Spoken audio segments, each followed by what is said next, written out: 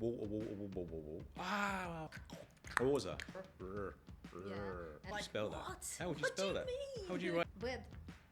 Said. Why are you apologising for your bad English? Yeah, just keep practicing Keep the practicing. languages. It goes real easy. Pardon. Пойдем выйдем. Поехали.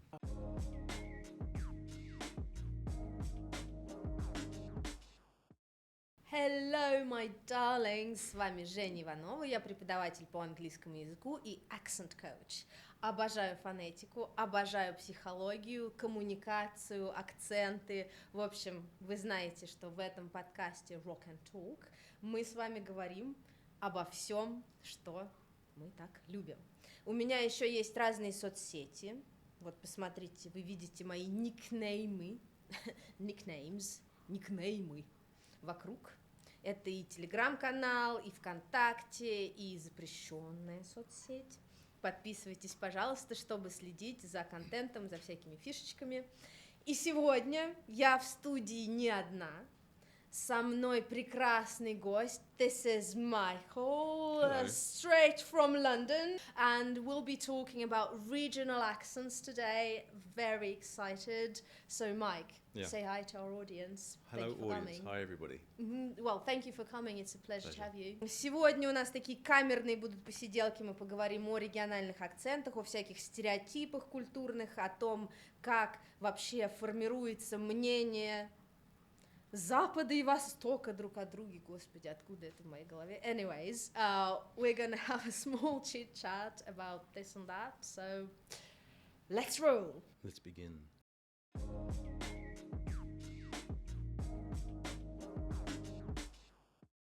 Mike, let's start with some background and theory. Sure. So, what's your background? Are you a linguist? Are you a teacher? No, not a linguist. I have taught English and I have taught before, but going back a few years, I was in the city as a financial analyst, left the city in the rat race and then became a builder. Oh, Yes. you look like one. Thank you. Well, it's a the shirt- compliment. It's a I compliment. appreciate that. Yeah, the shirt really helps, So, became a builder and worked with my hands, so very much the opposite of what I was doing before. And then was volunteering teaching in the UK for a bit with kids and moved to Spain and carried on the teaching over there. And now I'm here. Yeah, so you've been exposed to various regional accents, and I'm not only talking the UK, but in Spain, here. Spain. Yeah, I've lived in South Africa and other countries as well. Oh, so, really? worked So there. how are accents formed, do you think? Well, with reference to the UK, it's going to be based on where you are and how you've come to be there, I guess. So many different invasions, thanks very much to the Vikings or the Danes or the Scots or whoever, or the French. Different languages, different settlements in the UK, detached from one another. Not much involvement with different clans, I guess, historically. And then we got used to speaking a certain way. Becomes more efficient, more easy. And then we just fall into our groove. And I think that for me is probably the history in a nutshell of how it's come to be for us. But how is it formed? For me, I would have to say it's from my parents. Not necessarily from where I've lived. I have a child that wasn't actually born in the UK and sounds exactly like I do. She was born in Spain. So she's got that accent from her dad. So for me, I would say directly from my parents. And you were born in London, right? Yeah, South London, Croydon.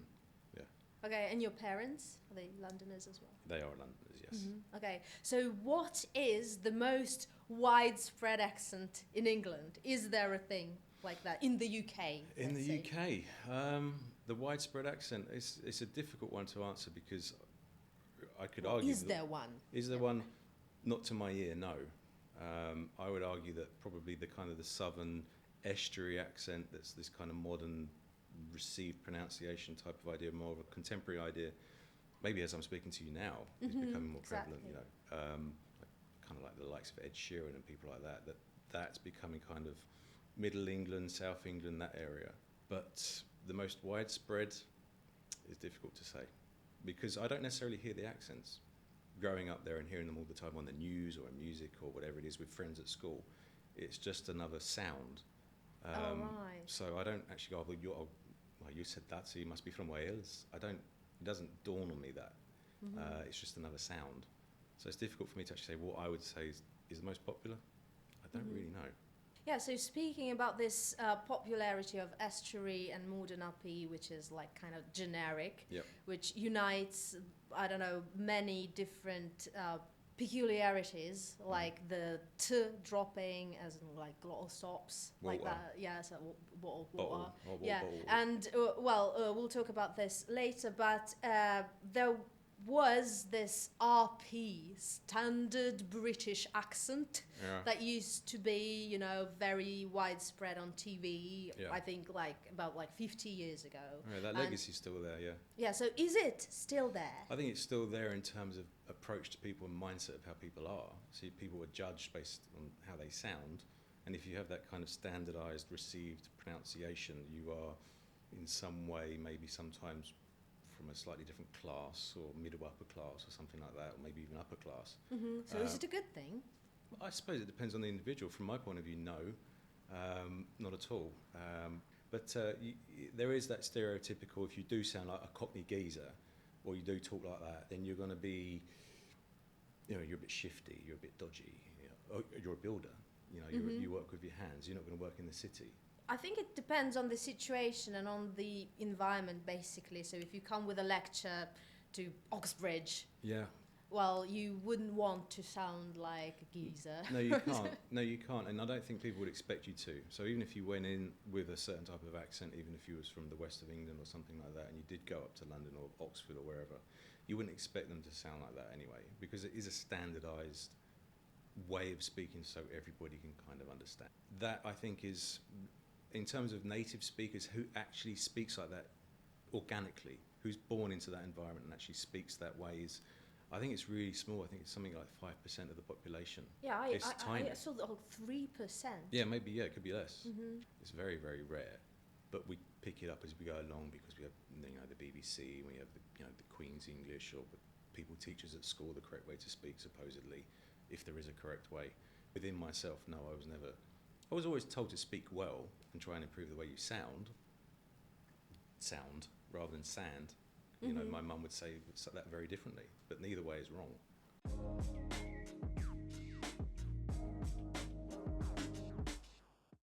Are there any stereotypes associated with certain accents? Oh, God, yeah.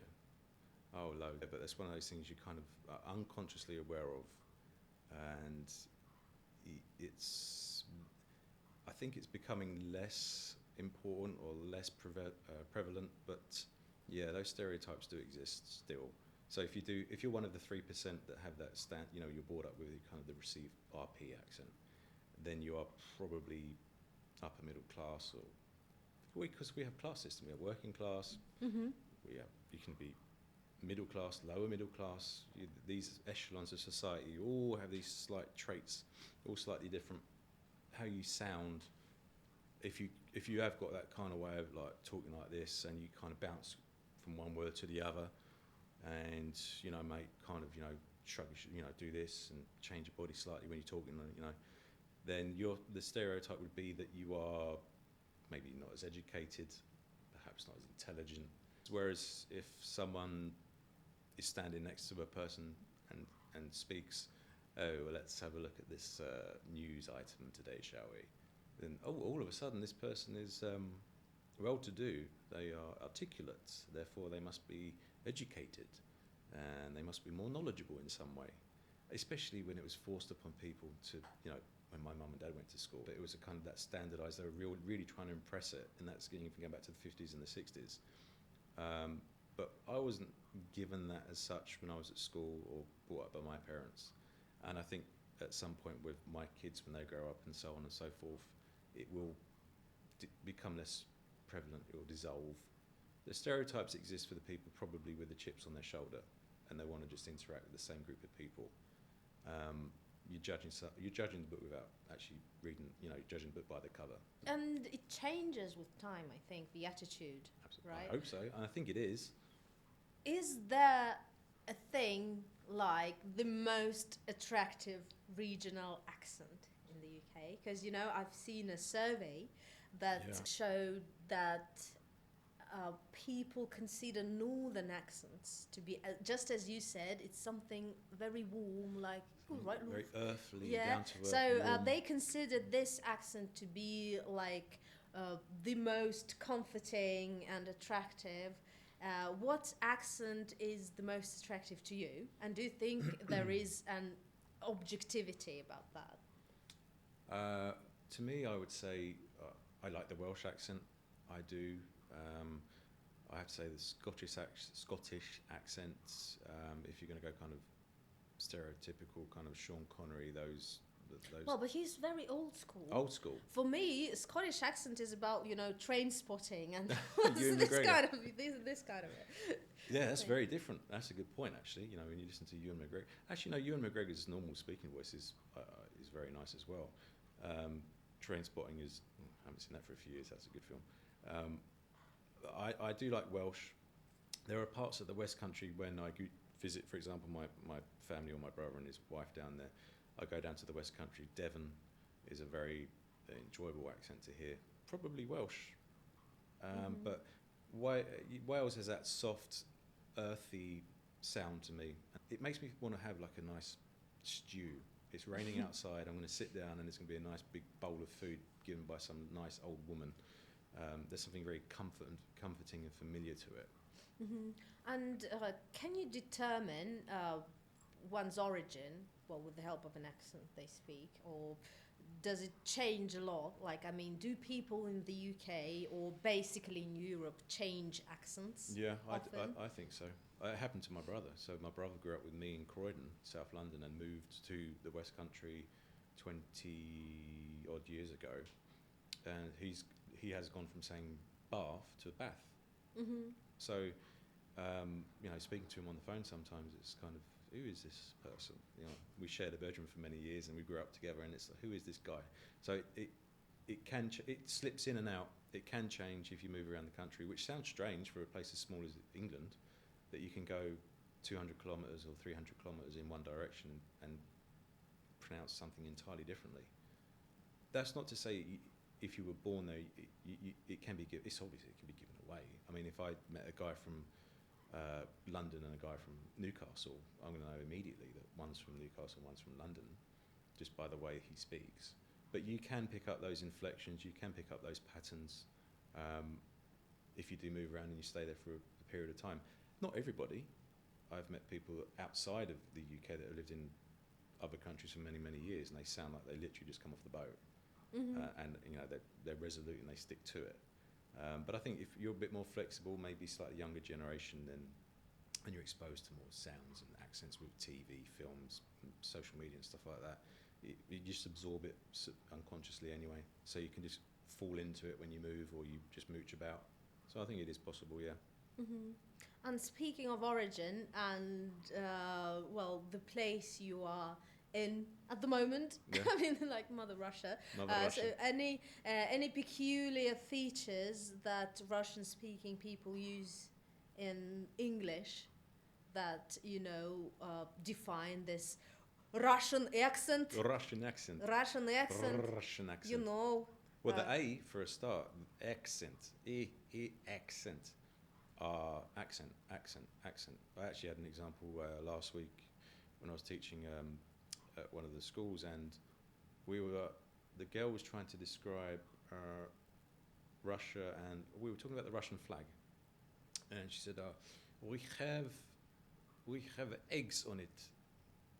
And I thought, you have eggs on it? And she said, yes, we have eggs on it. We have eggs like eat, like a chicken, like an egg. And she said, no. And she kept saying, eggs. And she was describing the hammer encyclical on the Russian flag. Axe. An axe. Exactly. This is, that just the first letter of the alphabet, the A. Eggs. But once that X was there, and even for me, it's kind of an unnatural sound. Axe. So automatically you come down to like axe. It's too much effort to say axe because you've got to do that kind of TH thing with your mouth. That's just You see, yeah, this is a very widespread problem when people try to, they come to me to learn to speak with RP. And yeah, those two sounds in RP, like an as in healthy, healthy or help. or as in hat. Yep. Yeah, but in Russian we don't have those two. We just have air, which is x, Yep. x. So this is why Very good. it is. Yeah. So you see the difference. So this is called языковая интерференция, interference of your own language. When your brain tries to substitute the unknown sounds of the foreign language with your own sounds. But it comes to misunderstandings. For example, how would you know if I say, when I say bed, do I mean bed or bad? Bed, said. You've been bad, go to bed, yeah. So this is the thing you talk about, this X. Yeah, eggs. Yeah, we have eggs too, but we don't put them on our flag. Is this a joke? Well, maybe there are flags with eggs. I'm not saying there's not. I'm familiar with the hammer and cyclical. Maybe it's modern Russia's new flag, I don't know. Any other funny accidents with Russian accent? Not necessarily with the accent. I think it's also the words that they put in as well. If you ask, when they translate, what I see this pattern of as well is, how are you? I am good to feel myself, or I feel myself well.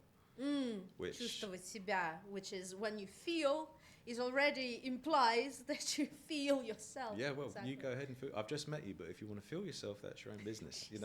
It's nice to meet you. You're an attractive lady. I don't. What do you want me to say to that? So these Freudian slips are with the accent and with the actual translation of the words. They're so basic, but for me they're funny. But it's tricky because when I do laugh or I make a comment about that to students or in the conversation clubs that I have, Russian. That's why I think the Russians seem to be very shy to kind of make a mistake. And I don't know why that is. This idea of, are you taught, well, you mentioned it earlier, you're kind of taught the rules or the one way to say it. Yeah. And this legacy is still there. And I always have people, I'm sorry, English is not very good. And then they will talk for 20 minutes in English. But this is, to me, a ridiculous notion. Why are you apologizing for your bad English when you're pretty much, your tenses are correct, past tense is there, present tense, your future tense, your ED is correct. Well, this is the educational system, I think, because we are very much afraid to make a mistake because we are taught to, have straight A's and to be correct. And, the teachers, like old school Soviet teachers were pretty harsh. Again, stereotypical teacher would be someone who's like, work hard, never make mistakes, and generally it's like the upbringing. Maybe it's like the 90s, which wasn't a very comfortable time to grow up in, and you sort of, your parents had to toe the line. Yeah, and that is why I come across this a lot as a teacher, that people underestimate themselves, who have this imposter syndrome. Big time. They do have the skills and they can speak. Don't worry about making a mistake. Yeah, but they are worried about speaking correctly. So this perfectionism stops people from actually doing stuff, and Absolutely. this is a blessing and a curse. Because it's good, you want to speak well, but at the end of the day we're all just trying to communicate. That's all we're trying to do. And it's interesting because I wasn't necessarily educated that way. So when I learned French at school, it wasn't, this is the only way you can say it in French. There was a nuance to it. If you go to this part of France, they're going to say it here, and if you're Parisian, they're going to say something very much different. And we would learn that, and we would go on exchange trips, and we would expose ourselves, and you weren't afraid of making a mistake. Just like in Spain, when I arrive in Spain, my Spanish is shocking, it's non-existent. Do I care about making a mistake with masculine or feminine or any of that? I don't care about the genders. The car's a man or a female, I don't care. I'll give it a go. But there's no kind of, I shouldn't say it, or I should apologise for my bad Spanish. well, why? I'm trying to communicate. So this seems to be a very Russian thing, or not for everyone, but just whilst I'm here on these clubs and people already have good English, first thing, I'm very sorry that my Russian is bad. Okay, let's have a coffee, and then 20 minutes later, you've told me about your family, your education, what you like to do, where you're going to go. You went to London once and you saw something. You tell me all of this stuff with maybe 5 or 6 errors. And these are errors of kind of accent, which I'm not going to judge because I come from a place where other people are going to say my accent is wrong anyway. Or I'm going to look at them and go, is that how you say it? Is that really how we say it in England? Oh, okay, fine, fair enough. It's brush water under the bridge. We have 40 of them, 40 odd accents. What do we care?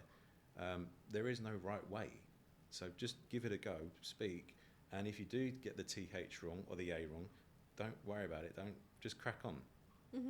Yeah, thank you very much. And this is a very good moment for me to introduce my new course, which is called Drilling Lab. Напоминаю, мои дорогие, что очень скоро стартует мой фонетический интенсив Drilling Lab, где мы с вами учимся через вот такие вот упражнения, через дикционные, артикуляционные штучки, выходить в свободную речь, не боясь сделать ошибки, где мы учимся говорить автоматически, и какие-то классные фишки mood NLP, estuary современного британского акцента выводим в речь, и спустя 30 дней получаем классные результаты в small talk и самых таких вот, знаете, распространенных conversational phrases. Пожалуйста, не пропустите анкету предзаписи по ссылке. And let's move on. Пойдем. Выйдем. Поехали. Why did you decide to develop this conversational club, to start a conversational club here? For those reasons, to give the Russians the chance to just speak to somebody from, like, there's some kind of reverence that you're from the UK, that you're the great fountain of knowledge on how to speak English. But you know, you go to Australia or America or South Africa, you go to many countries where they speak English. Just because I'm from the UK doesn't mean I am, you know, this is how you should be sounding. And I want to kind of get that across to, or instill some confidence into, you know, Russian people that want to speak English, or not necessarily improve their English, but to not sound as Russian, I think is what I'm getting from them. They know they have good English, but they want to sound, for whatever reason, the motivations seem to be that they want to travel to the UK or they want to work in London. But that would happen within 3 or 4 months for them anyway. They could go there and they would Not pick really. up. No? In my experience, no. A lot of people come to me having lived there for years and like having an English husband and living like in rural England and having trouble communicating with their neighbors because of the accent. Well, yes, because accent is not only the way you speak, but it's also the way you perceive. And in some cases, yes, they want to feel themselves, want to feel more comfortable in various environments, in like working environment as well. So I get that a lot, that people having lived there for like a long time, they still are not, for some reason, comfortable with their English. So maybe it's not extrinsic, it's more intrinsic, you know. But anyways, it doesn't happen automatically, not with everyone. Okay. Yeah, so some people do need this mechanical, you know, getting in, like I was talking to you about this Irish features, yeah? So you could imitate it perfectly, but you have never thought that this O would change into O. No. Yeah, and some people, they need this info, they can't imitate. I suppose I take that for granted. And what is the age of the people who come to your clubs? They're usually mid-20s, mid to late 20s, I guess, usually in some kind of professional capacity. They're just genuinely interested in speaking English, or they want to improve their accent just for their own edification. They're also learning other languages, like a lot of them are learning, you know, Japanese or Chinese and stuff like that. So they have a passion for languages. But a lot of them are just, they want to, you know, let's see what happens next year. You know, if travel's going to become a bit easier, they want to kind of get ahead of the game maybe, and some of them are having interviews maybe with other companies, you know, in Western countries, and they want to sound, you know, more capable, I guess, of not capable as an individual, but capable of communicating. So they're having interviews online, you know, with people in maybe a company in Canada, for example, and they want to just say, you know, I don't sound like a strict Russian. I can communicate and be clear with my job, and that's what it seems to be at the moment.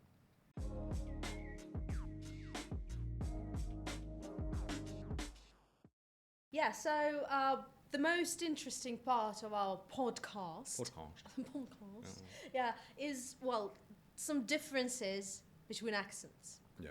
Yeah, so the modern upbeat, Northern English, Scottish, Irish, Welsh, any peculiar things you could give examples of?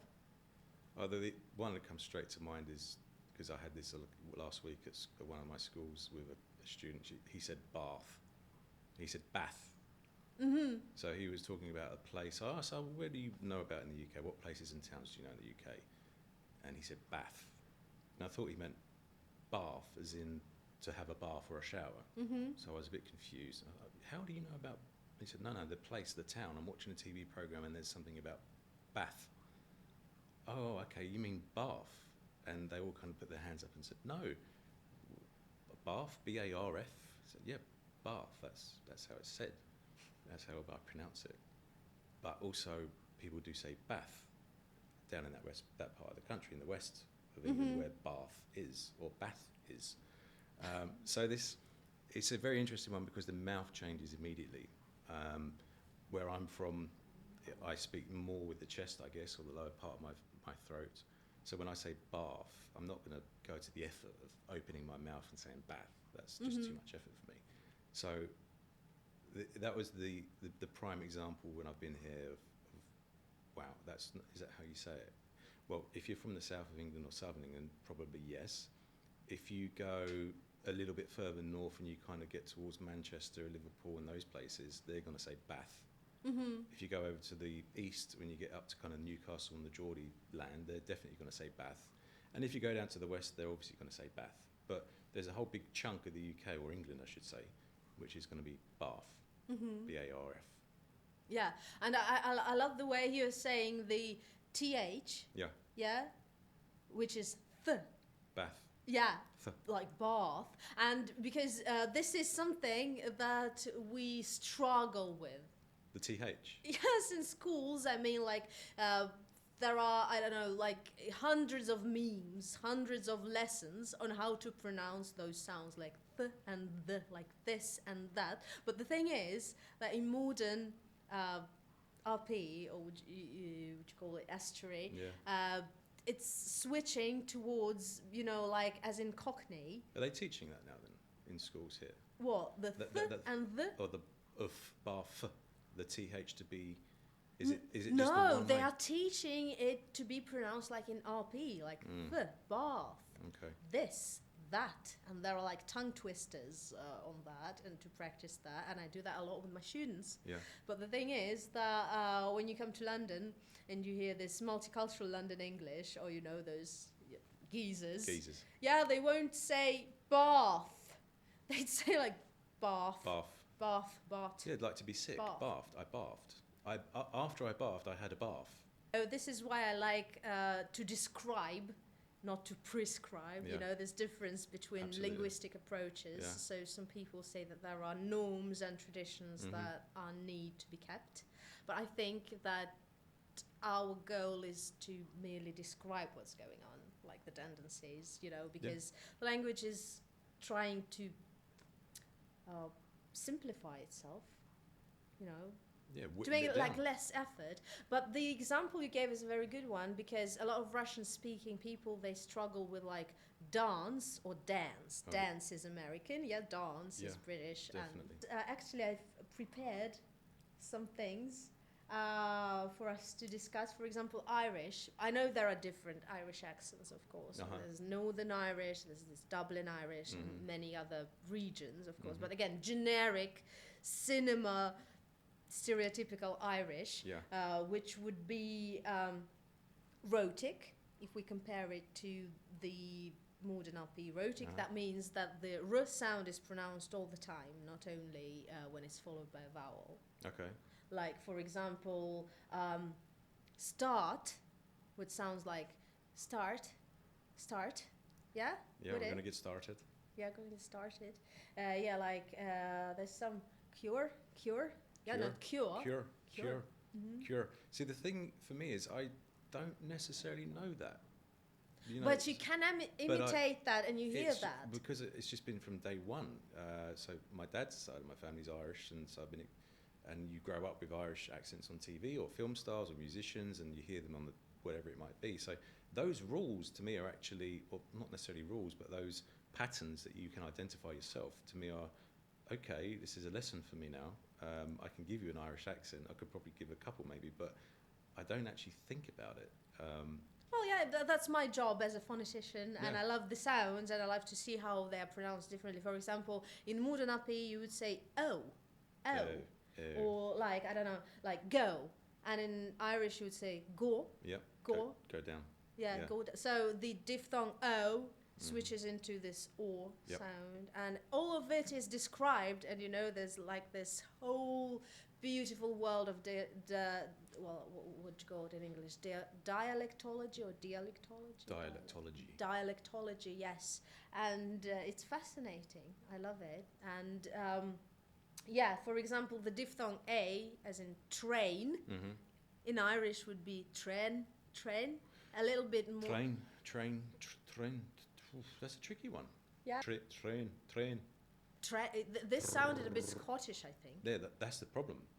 Because my R's then go to, like I'm from Edinburgh or something. Another feature of Irish accent, which is peculiar for me, is that the L sound at the end of a word, for example, in feel, in modern RP would be feel, beautiful, yeah? Go down again. And in Irish it would be feel, beautiful, Beautiful. Yeah, That's beautiful. yeah, a little bit, you know, forward. Uh-huh. There's this difference between the dark L and the light L. Yeah. Yeah. Yeah. So as in modern RP we have love, but feel. You see, L and Yeah. L are different, Yep. but in Irish they are the same L. Yep. Feel. Yeah, and they have this peculiar T, which is a little bit softer.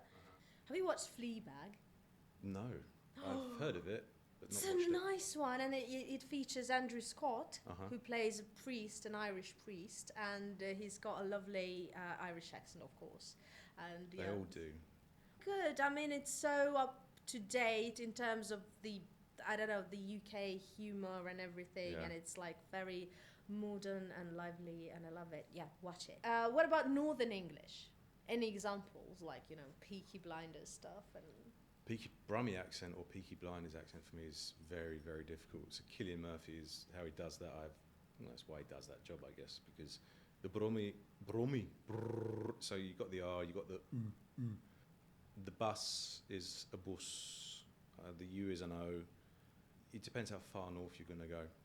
Because if you go a bit further up towards Yorkshire past that, then it's very different again. And if you go to the other side, kind of Newcastle way, or Gateshead and places like that, it's very different again as well.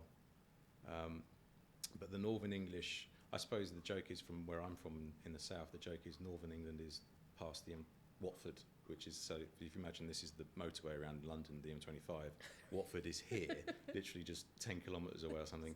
Anywhere north of there is Northern England. They all sound different, but that's not necessarily that's not the case, obviously.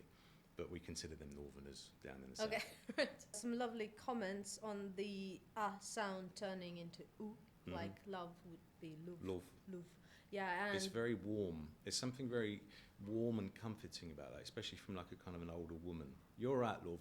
You're out, love. yeah, love. It's kind of reaffirming. Oh, this is England. Yeah, and I also noticed the ending, as in money, Yeah. in RP would be money. Money. Where's your money? Yeah, Money. Money. Mate.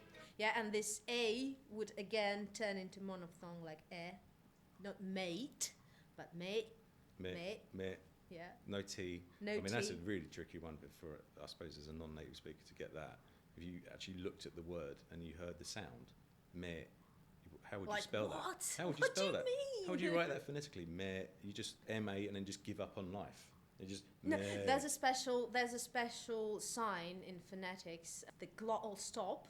But if you study accents, of course, if you study phonetics, if you study IPA, International Phonetic Alphabet, which has special symbols for each and every sound there is in the world, then you could basically read any, I don't know, there are languages that sound, I mean, completely different, like... Orza. Yeah, something like that. One in South Africa, yeah. Have you heard it when you lived there? Yeah, many a time. It's an interesting language. I think they have those kind of, the XH is a sound. I think it's Say anything. Orza. What is that? XHOSA. So they, I think, have 11 official languages in South Africa. That one, the XH is a click sound. The click may be wrong because they have 6 or 7 different clicks. So they have I can't remember now. It was a long time ago. But Orza. So they have different clicks for the different, like what you're describing. I suppose it's similar in Russian where you have letters that are for sounds. But it's an interesting language and it's very onomatopoeic. So they have, a telephone is a bring bring. A car is a brum brum. The age dropping. Have you heard about it? Well, I'd say that's the same. If you spoke to my mum right now, she'd say exactly the same. She's from the south. Have you heard that? So there's no H. It's EARD. Erd. Yeah. There's a erd of sheep. Oh, just look at him. Just look at him. Yeah. Look at him. Him. Look at him. That I think we do as well, or I would do if I was amongst with my family or my brother was here and we were talking. I probably would be doing the same. The H. What do you need a H for? Various regional accents influence the norm in a way that is comfortable to speak. Yeah. Because, why would we need those th and the if no one else pronounces it? Well, it goes back to kind of, as we started at the beginning, the history of the accents and why we speak the way we do. These little clans and people that lived together when there were 2 million people in England or the UK, they would have at some point come across one another and interacted, and they would have gone, well, I'll take that. It's just the evolution of it. So North and South would have, there are still going to be those common threads. They've taken it from us, we've taken it from them. Why would you do the TH? It's too much effort. Okay, and what about Scottish? I have been to Scotland, by the way. I loved it. I've never been. Yeah, speaking about the R in Scottish, which is not like in RP, which is R, and not like in Ireland, which is R, yes, or in America, which is R. Yeah, and in Scotland it is R, yeah, something like this. Again, the accent is rhotic. Yeah, so we say instead of car, it would be car. Yeah, again, this R is slightly moved forward, and the R is there. Any other tips on Scottish? It's going to be cliche, but I just come back to what would Sean Connery sound like? What would Sean Connery say? It's going to be the sh, slap, slap. So there's that S when you begin at sky. What colour is a sky? Oh, my Scottish accent is terrible. But there is that noticeable thing to me when they speak or when I hear them, that sh sound. I love how the sound as in love, it's pronounced differently in many regions. And if we talk about the north, which is luv, and in Scottish, it would be slightly different, as in like love, something like a bit closer to French. Yeah? Je ne sais pas. Sur une barricade, au milieu du pavé, sué dansant La coupable c'est dansant difficile pour la veille. pour moi. No, I just know one poem from school. I told you before the podcast, I learned French and Spanish and German, but I haven't been using any of those for 15 years, so it's gone into passive mode. Yeah. But probably if I brought it back somehow, it would be easier for me. But just keep practicing Keep the practicing. languages. It goes real easy. I had this when my French disappeared. My Spanish was non-existent in Spain, and then spoke French to get by, and all of a sudden it just came back after 2 years. So my French improved in Spain. Coming back to Scottish, I love the L sound again, which is different. So in clear, for example, as in RP clear, in Scottish it would be clear. So L again is slightly differently positioned. It's not very clear.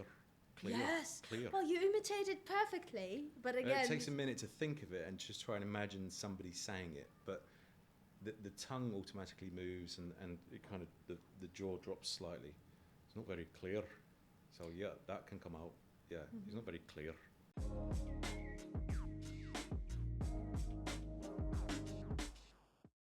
Another thing I wanted to discuss with you badly is those cultural stereotypes.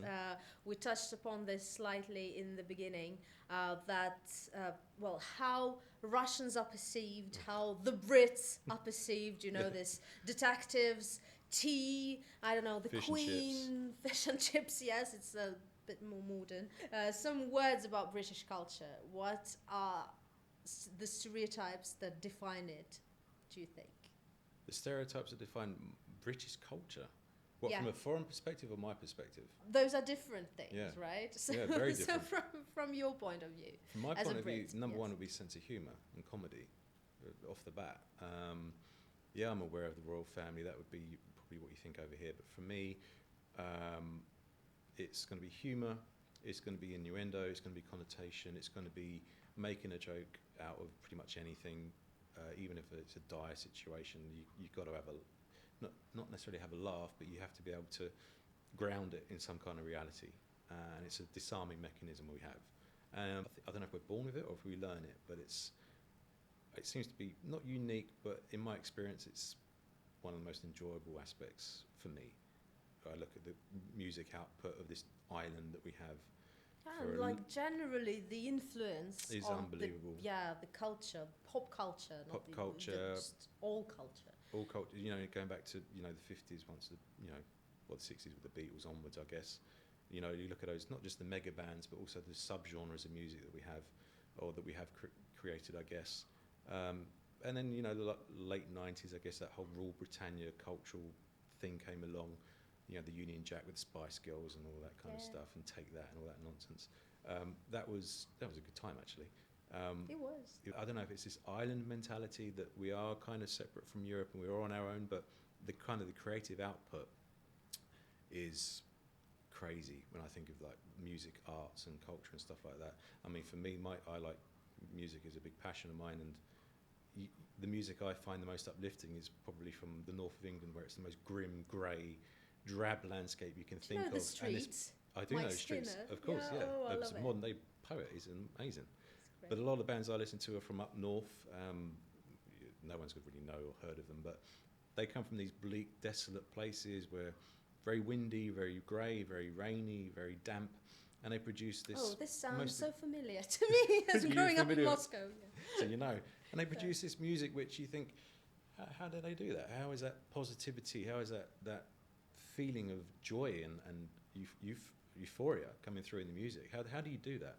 And it just seems to be something within us, and it spreads throughout the world. And I think it's one of our greatest gifts actually that we've given. Some stereotypes that you think are still alive in foreigners about the Brits. This this royal family stuff. The stiff upper lip. Stiff upper lip. Royal family. Everyone asks me about food for some reason. It's a joke about why the English were so good seamen, because they had terrible food and terrible women. Yeah, and teeth. Teeth go along with that as well. Thank you, Austin Powers. And beer bellies. Men have beer bellies. They drink a bit of beer. Blah blah blah. Same as Russian men. The Queen or the King, the royal family. There is going to be the Buckingham Palace. There's going to be the telephone boxes, the red double deckers, that kind of stuff. Maybe the city, the actual old city. Everyone Big Ben. Big Ben and Houses of Parliament in that area. Horses. Yeah, Queen's Guard, changing of the guard, that kind of stuff. Trooping the colour. So those are the stereotypes. I've never even seen them. I mean, obviously I've seen Big Ben and I used to work in the city, but changing the guard and those things, I've never witnessed them. It's relatable because of the Kremlin and the mausoleum where the Lenin is just lying. relaxing. Yeah, so Yeah. I've never been there. But there you go. Mausoleum. Yeah, well, I've been to Kremlin, of course, but it's not something that defines my culture.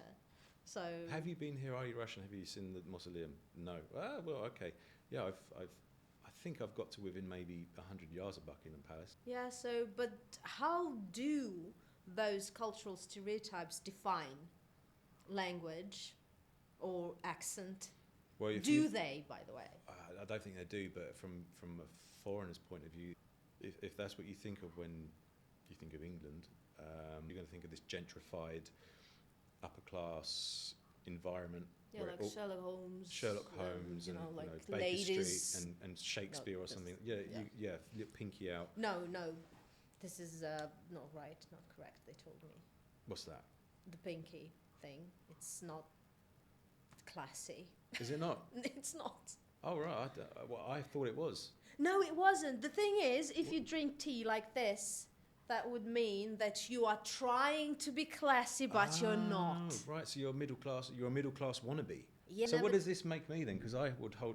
There you go. That's how common I am. I don't even use the handle. Well, it's just a normal way of drinking. But yeah, well, the pinky. You There's see, there's the pinky. the pinky things. stereotype. No, don't do that. Right. This is interesting how those stereotypes are, I don't know, like lab created. They're Yeah. not real. It's just branding. It's just branded on a postcard. People, if you go visit, send a postcard from London, and on the postcard's going to be one of those images, and then there's going to be this connotation that that's how we speak because that's what you've seen. London itself, probably has 4 or 5 distinct accents anyway. So you go 10-minute walk down the road from Buckingham Palace, or go half an hour east, and you could be in a different world in terms of what you're going to hear in terms of accents.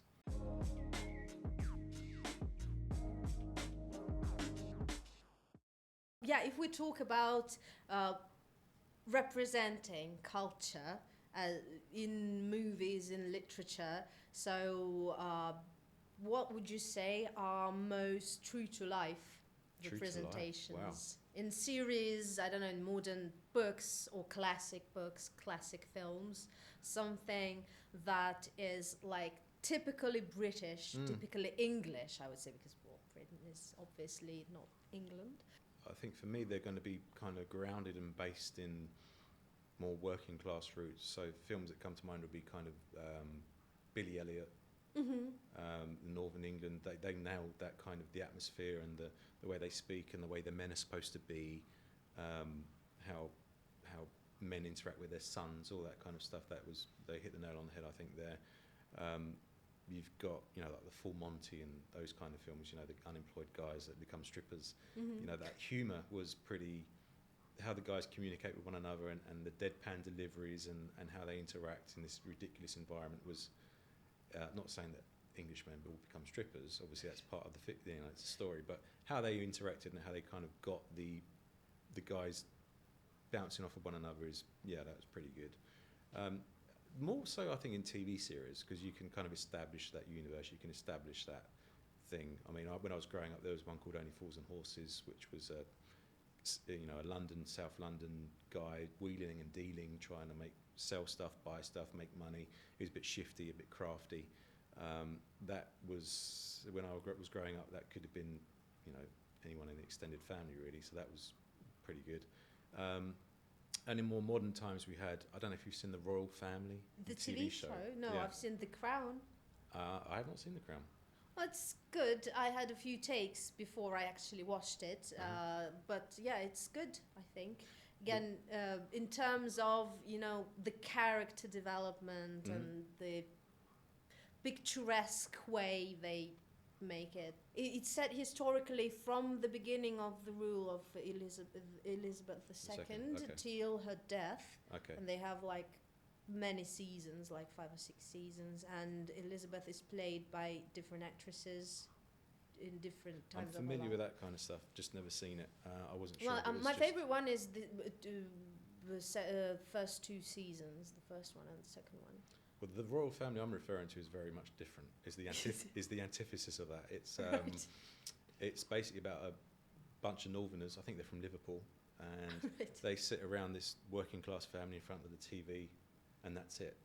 So it's basically their interaction, how they talk, how they communicate. This dad that doesn't move off of his chair, and they watch TV and they make comments on what they're watching, and that program was fantastic in terms of the short, cutting comments, or just the grunts, that sounds really the beautiful exciting. grunts that I'd we have. watch that. You know, just have you seen people just do nothing?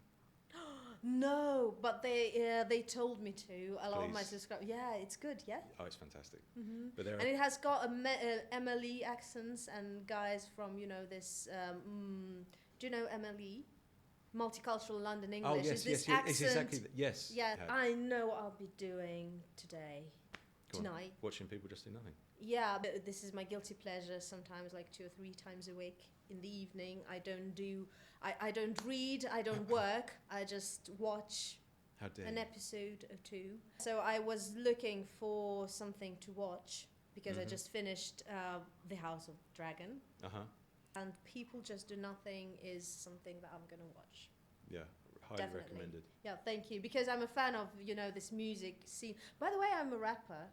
Yes? Yes, I've got a rap album which was hugely influenced by Mike Skinner again. So it's I saw the streets many a time, donkey's years ago. I can't believe it was, yeah. it was going back to 2002, 3? I can't even remember. It was a long time yeah. ago. Well, I'm a fan, and you're lucky to Yeah. to seen him live, and he's got beautiful new projects like DOT. Yeah. Any more recommendations on the series? Books, films? Books, I don't really do the classics, I have to be honest. I've tried and I can't really relate to them. And Modern? I suppose in modern times I go more fiction, so I kind of like Ian Fleming, like the James Bond books and stuff like that. Read From Russia with Love. That's an interesting one if you don't like James Bond. I think President Kennedy, it was like his third favourite book of all time or something. Yeah, I think you are the third Englishman who recommends reading this book to me. The first half of the book is just Russia. There's nothing about Right. England or James Bond. It's just the Russians. For the So first half. it is true to life, yes, about the Russian culture, yes. There seems I've asked my wife this question, and there's the nuances that Ian Fleming seems to nail down. And yeah, so having lived here for how long? 3.5, 4 months. Not very long. Oh, not that long. Not that long. Okay. So, anyways, what are some stereotypes about Russian people that are not true at all? I mean, I learnt this when I visited the first time many years ago, that they're all angry and depressed, and they won't look at you, and they couldn't care, and they're all in their own world. That you're just different in terms of how you are. The best example I can give is when I was getting on the tube, and I held the door open for an old lady. She had a couple of bags, a little babushka, and she walked through, and she didn't even look at me or acknowledge me. And in the UK or in England, we think, that's rude. Didn't even say thanks. And my wife said, well, why should she? Why would she say thanks? Because you're a younger man, or she's got 2 hands full and she's going about her business, and you should hold the door open for her. That's the polite thing to do in society. You don't need to have your ego massaged or boosted by someone saying, thank you so much for holding the door open for me. You're the best. You've made my day so great. This is an interesting comment. There was no smile. There was nothing in the eyes. There wasn't even a glance. Well, yeah, because it comes naturally. It comes naturally to you. Yeah. But from me, or from the way we are, with this kind of how you see us, I guess, this polite society, mind your P's and Q's and be polite and queue up and take your time. Don't push in front of anyone and stuff like that. Where if someone holds the door open for you, then you have to immediately get down on your knees and thank them. Or they have to at least look at you and acknowledge you and say thank you, or smile, or do something. Well, by the way, I do that. I shouldn't expect to be treated that way. Why would I? And the penny dropped then for me. It was a really good example of how Russians are just a bit different, And when I watch people going through the door or the doors into the tube or coming off the train, whatever, they all held the door open for one another. They didn't swing and smack someone in the head, or that was for me when I thought, well, maybe the Russians aren't all kind of angry people that run around just worrying about themselves, and they're not. The other thing that is taking a while to get used to is you don't necessarily give much away to people you don't know. So the way we're communicating, there's smiles, there's facial movements, eye contact, that kind of stuff. In a shop, when you get to the checkout, and I can't say in England, I want 2 bags. I think this is just this. You can go to prison for that. Mm-hmm. But here's можно один пакет or 2 пакет. I want, or just 2 пакет, 2 bags. That's it. That's strange to me, and that stereotype leaches across that you are a certain way in terms of your communication, and you have this straight face, and you don't give much away. Mm-hmm. Whereas maybe we have the kind of the 2 faces. We can not necessarily like someone, or we might have a disagreement with them, and okay, yeah, and then they walk off, and you go, oh, what an idiot. Mm-hmm. Yeah. And there's a theory that it also lies in the body language and intonation we use. For example, when I speak English, you see, I have this tone. Yep. Yeah, and I have this pitch. Yep. So I have, I move from the upper notes down, Mm-hmm. like this. А по-русски мы будем говорить просто вот тут в серединке, да, и не будет, то есть вот и у меня лицо такое, я особо не открываю рот, при этом я достаточно, это мой обычный стиль говорения. So you could be saying something incredibly Yes, beautiful and right you now, see, and when I I'm wouldn't switching know. into English, the melody is very different. You sound like you're in the sea, just whereas we're drowning and then we're coming up for air. It's very nice. That's what it is. It's a very nice example, yes. And then we come up for air, and then we have this huge. And we're like, and you're just literally just patting on the surface. Exactly. Yes, and there's a representation of that. You can see that. Yeah, that's where you are. On a tonogram, you see when you put there's a special program. You put your voice in it, and if you look at the Russian-speaking average person, it would be just like in the middle. Yes, and the English would be no, something like this. So it's so it could be from the sound of our voices. You see, people, they get this idea of us being cold and even sometimes offensive or not caring, like indifferent. Yeah, because of indifferent, this, just care about themselves. Blah, blah, yes. blah, blah, blah. So, but it's just natural for us. Another example of how language interferes with the image. Yeah.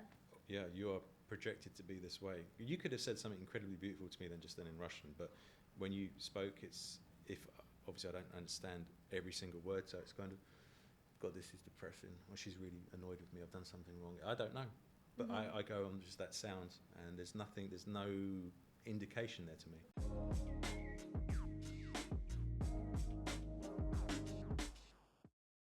Thank you very much for joining me today, Mike. Pleasure. Thank you guys for watching. Спасибо большое, дорогие, что досмотрели.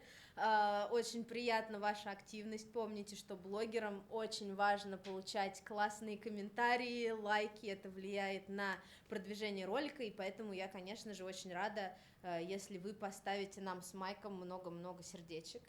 A lot of hearts for us. Don't forget to follow me, subscribe to my channels, to all my social networks in the media, and не забывайте, пожалуйста, оставлять заявку на Drilling Lab, потому что мы начнем уже очень скоро заниматься. And I thank you again for being here with us. Yes, Пожалуйста. thank you, Mike. You're welcome. Yeah, thank you, Mike. It was a pleasure, and see you soon. Bye, everyone.